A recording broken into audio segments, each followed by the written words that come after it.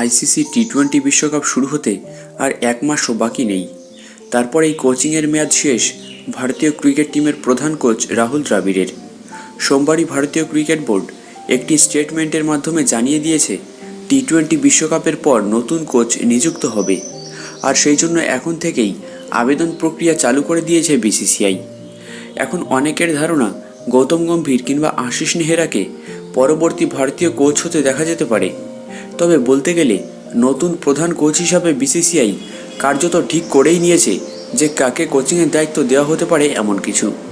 ওই ঠিক করা কোচ কোনো ভারতীয় কোচ নন, তিনি হলেন প্রাক্তন নিউজিল্যান্ডের তারকা স্টিফেন ফ্লেমিং। তবে ভিন্ন ভিন্ন ফরম্যাটের জন্য ভিন্ন ভিন্ন কোচ নয়, নতুন কোচকে 3 ফরম্যাটেই কোচিং করাতে হবে। তাই বছরে প্রায় 10 মাস ভারতে কোচিং করাবেন কিনা এই নিউজিল্যান্ডের কোচ তা নিয়েই কিন্তু সংশয় রয়েছে।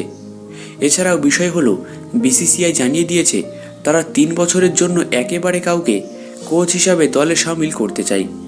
এখন দেখার চেন্নাই সুপার কিংসের প্রধান কোচ স্টিফেন ফ্লেমিং সমস্ত দিক বিবেচনা করে ভারতের প্রধান কোচের পদে আবেদন করবেন কিনা। বোর্ডের এক ঘনিষ্ঠ সূত্র এই পুরো বিষয়টি সম্পর্কে জানিয়েছে।